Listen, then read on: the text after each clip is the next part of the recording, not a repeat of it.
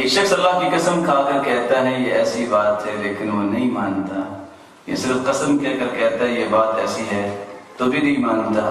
صحیح الجامع کی روایت رسول اللہ صلی اللہ علیہ وسلم نے فرمایا من حلف باللہ، جو اللہ کی قسم اٹھا لے فصدقوه، اس کی بات مان لو۔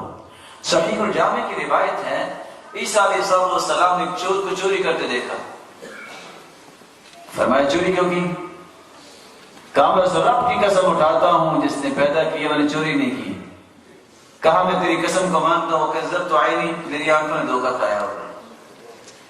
جب کوئی قسم اٹھا لے تو اس کی بات مان لیا کرو، اور جو قسم کے بعد یہ بات نہیں مانتا تو اس کا تو کوئی اعتبار نہیں ہے۔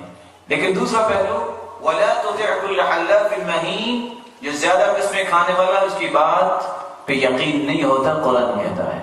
اس لیے امام شافعی کہا کرتے تھے کہ میں نے کبھی سچی قسم بھی نہیں اٹھائی اس ڈر سے کہ اس میں کوئی خلل نہ آ جائے۔